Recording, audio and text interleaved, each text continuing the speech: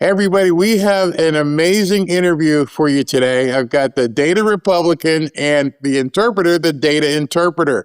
If you've been following anything lately involving data, involving Doge, involving what's going on in Minneapolis, I am sure you've been seeing her work. And if you haven't been looking at her work, you should be. You should definitely be following the Data Republican.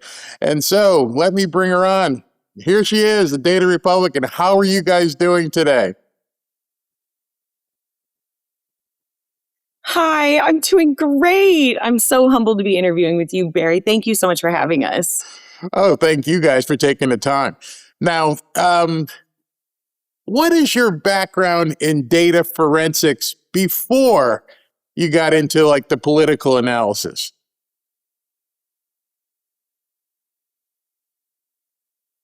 Well,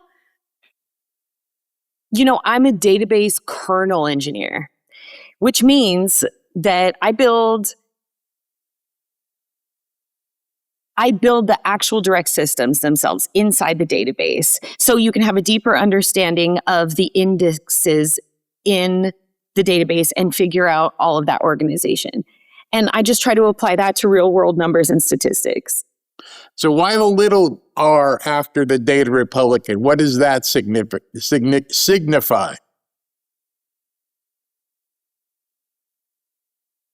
Well, it means,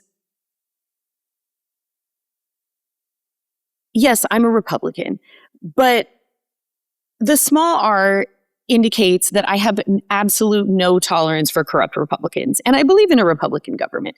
And obviously, I'm very Republican leaning for the Republican Party. However, I'm warning everybody right now, if they're corrupt, I'll find them too. Oh, I love that. Absolutely love that. So what drove your interest into start diving into these numbers?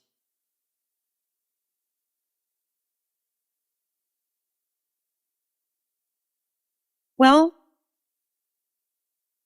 I started working on election predictions through the early voting, and I was really successful.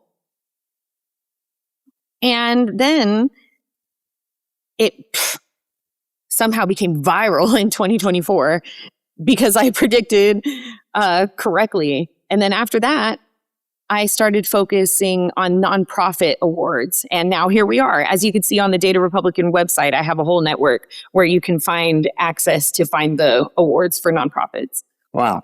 So when did you first have contact, or have you had contact directly with Elon Musk, and how did that come about?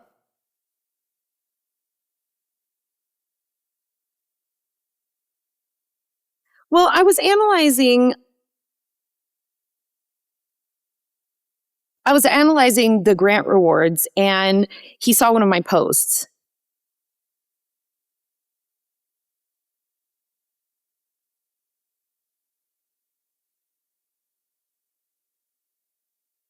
Then he somehow made a post that announced to everybody that the Data Republican was really important. And suddenly there were so many eyes on me. It was like 2:00 in the morning. And my husband was like, hey, oh my God. He shook me awake. He said, get up. He was like, you need to look at your social media right now. He said, Elon told everyone to follow you. And my husband was like, whatever, went back to sleep. But at the same time, it was amazing. I couldn't believe it. Now, were you ever formally asked to join Doge?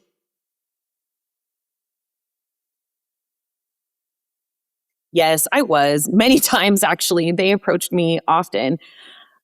But the friction there is that, like, for example, X. They told me if I joined Doge that I couldn't post on X anymore and I couldn't be showing my research. So the rules became a lot more restrictive if I would have joined Doge, but I'm still in communication with them. Oh, wow. So in your opinion, is Doge successful?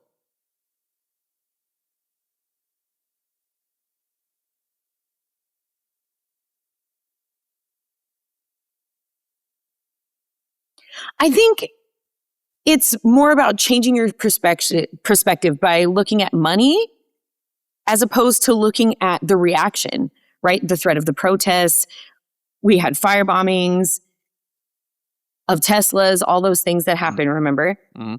So instead of looking at the money and what Doge is trying to find, it's more like what's the reaction that is caused from what they're looking at. And you can see that all of this has happened because Doge had a direct focus on the center of the uniparty through cutting and laying off all of their key players and all of their big money funnels. People in the government, but the protests are still going to happen because, like I said, this Doge activity has cut directly to the center of the money pipeline, and that's what really pisses everyone off. So what was the first shocking fraud discovery that you personally have found?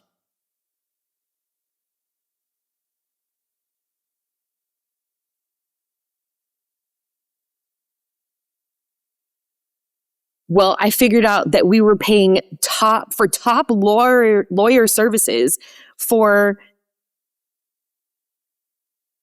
illegal immigrant deportation. So here's why it's crazy. So most of Americans can't afford lawyers, but for some reason, we paid for the top lawyers in the country to represent all of the illegal immigrants that we deported. We set them up for deportation, and then we assigned them lawyers. The government set them up for deportation, and then the government also gave them these top paid lawyers to fight it. Wow. Wow. You don't have to say who if you're not comfortable, but do you have any direct contact right now with anybody in the White House or with the Trump administration? And if you do, what was their reaction to what you've initially uncovered?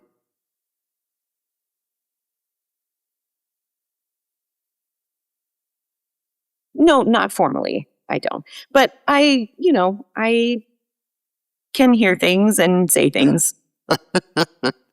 They listen to me. Like, if, I post something important, they'll pay attention. So how much money did you initially find was being stolen or wasted in regards to the lawyers for the immigrants? And now, a year later, what have you found or that you can estimate the money is that's being fraudulently stolen or wasted?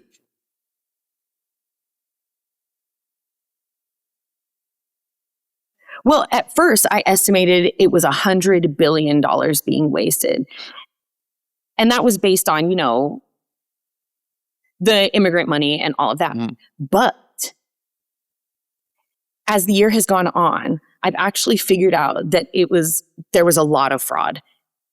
And it was a lot of fraud with Medicare and all of that stuff. And I truly believe that the number has gone up now over $1 trillion easily every year.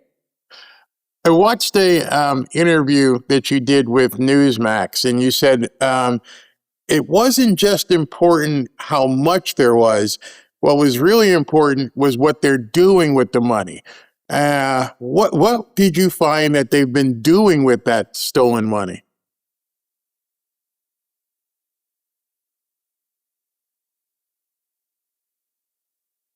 So one example I can show is that, recently in Minneapolis,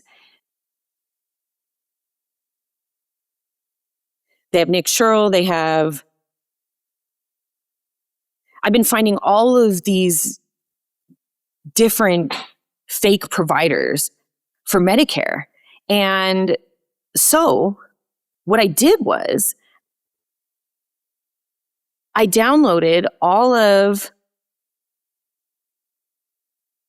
service provider databases. I downloaded all the service provider databases and I ran AI on every list. And I found 4,000 names of providers that had absolutely zero proof on the website that their links, the links went nowhere. There was no documents to show what they did. There was nothing. I couldn't find anything. That's incredible.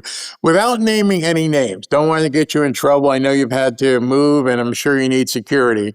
Do you have a good idea of where it went? Not where it went, but who are the people behind this? Or are there just too many people to speak of?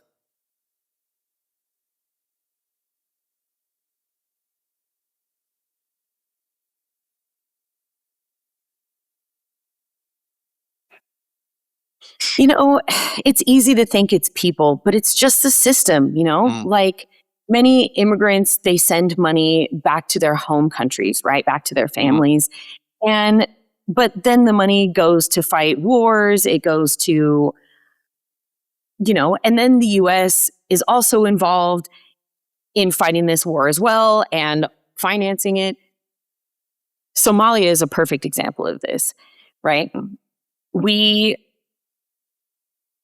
went there in the 90s to try to install democracy. And of course, it was not successful. And since then, it's been a failing state, fighting wars, and we've had to pay to ship people back. And so they come here, we find out that they don't have the correct documents, and then we have to ship them back and forth. And it's just this big circle of migrants and us shipping them back and then shipping them here, all because the money is changing around. You mentioned that you used AI to do a lot of the database mining that you did. Do you write your own code or prompts, or is there different software? Because how did you get the data in order to begin digging into it?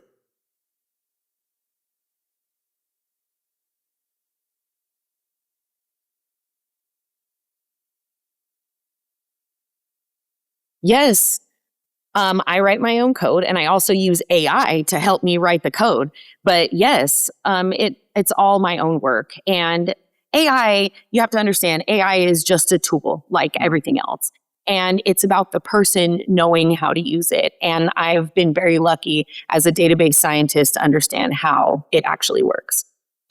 Now, you once said if you analyze all the politicians deep enough, you will find that they're all interconnected, almost like an incestuous relationship.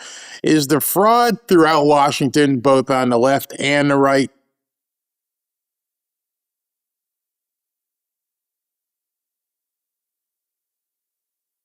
Absolutely. Yes, both the left and the right.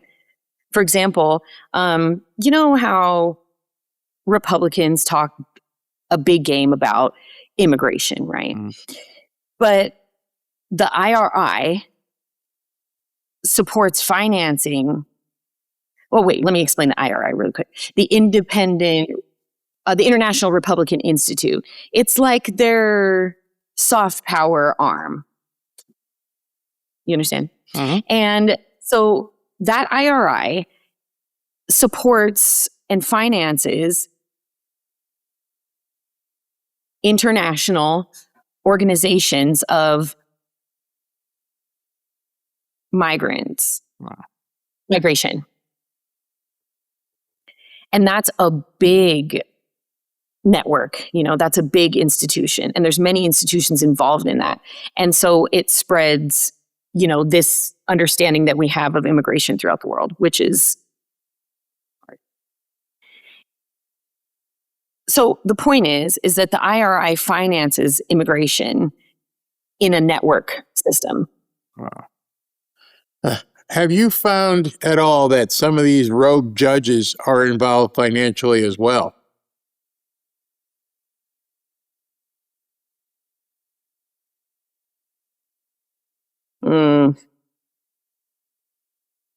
It's worse than that, Barry. If you look at the website,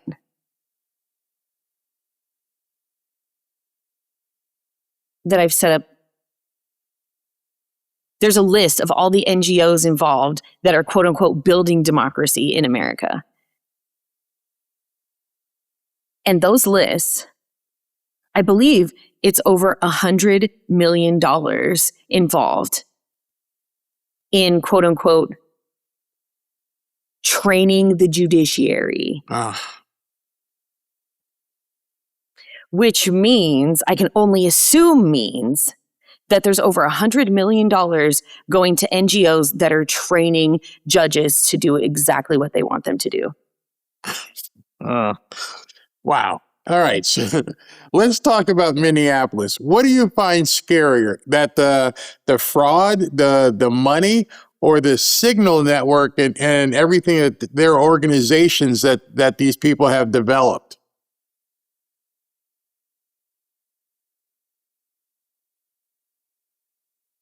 It's all connected together, Barry. There's nothing that's separate about any of this. The fraud would not happen if we didn't have so many people protesting and fighting against the government, right? Because the fraud finances it. And that protest and the fight wouldn't happen without the money coming to finance it, right? It's a big catch-22.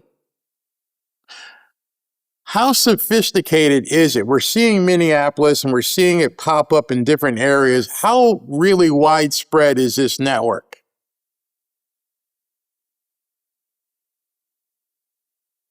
Well,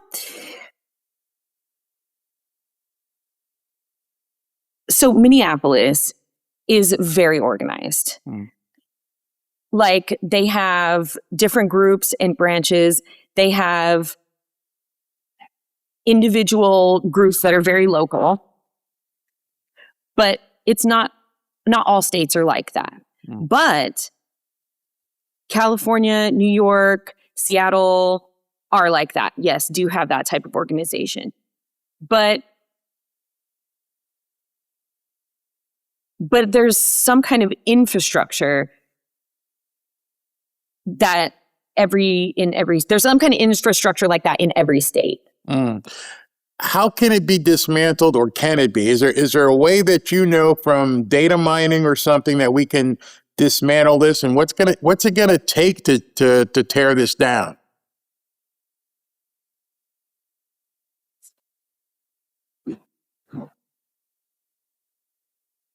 Well, I wish I had a better answer, but if you saw my post about it yesterday, about the Stop ICE post, like how over 100 million users have their names locally, their phone numbers, their address, their passwords, their license plates sent to the FBI. And those are all people involved in doxing ICE. Now, and this is a tough question. So in your opinion... I wish I could say this wasn't true, but a lot of people are fighting individually as well. This is a tough question. So in your opinion, with everything that you've seen and how deep it actually goes, can this government even be fixed at this point? Is this something that President Trump can even do?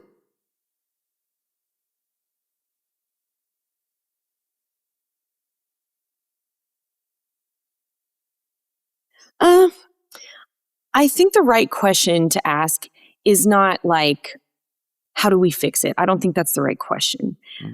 But this is a system that's been built over 60, 70 years.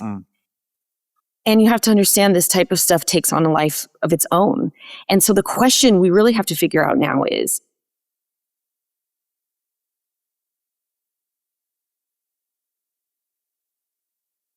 why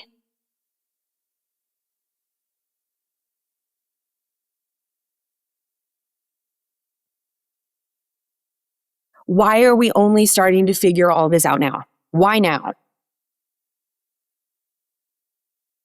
And it's because they're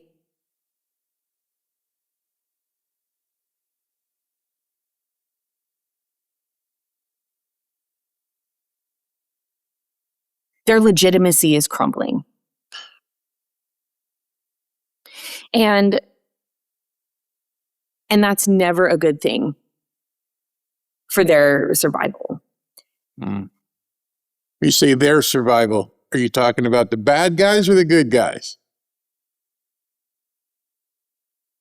The bad guys. Okay. Yeah.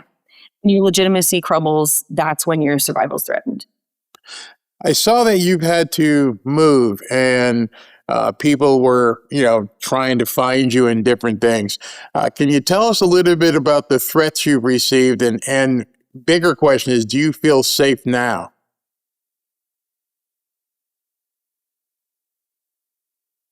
Well, Doge, when all that happened with the Doge thing, I was a top target.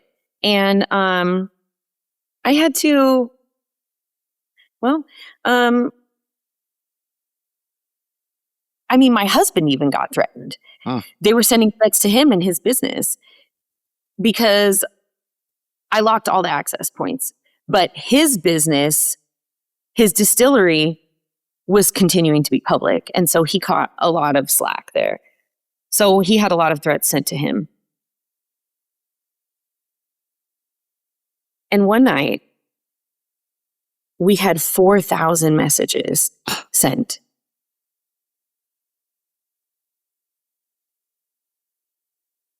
After that, we just decided to take up kids, and we went to another state and kind of hung out with the parents for about 6 weeks. Wow. Do you feel safe now?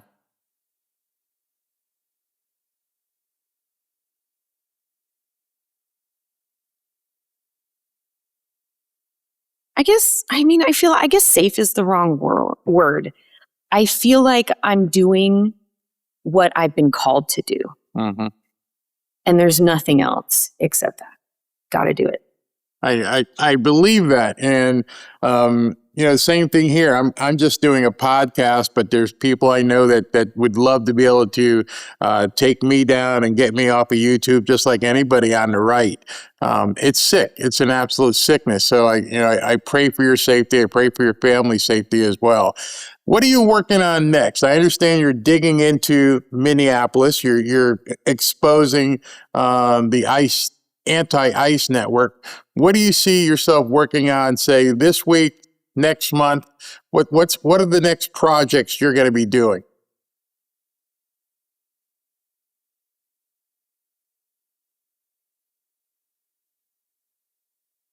Right now, my big focus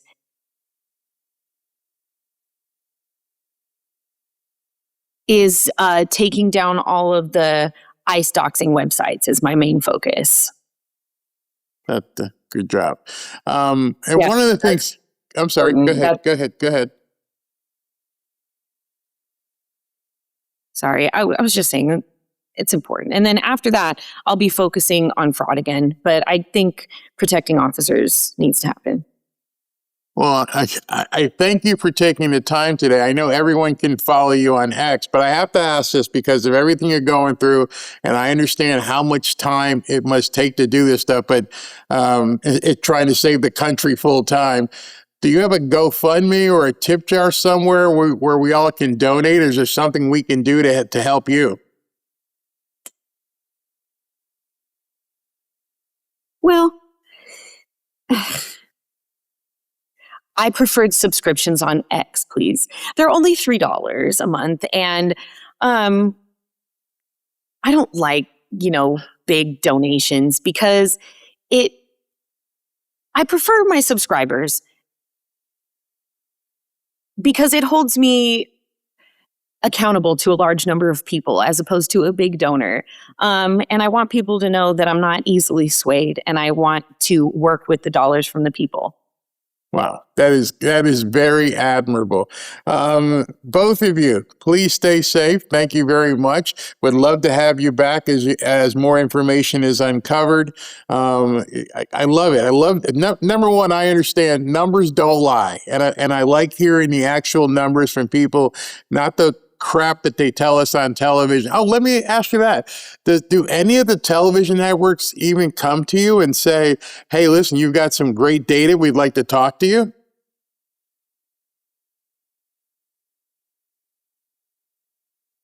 Well, for the last year, I've been very quiet because, I've been writing a book. So that's a big deal.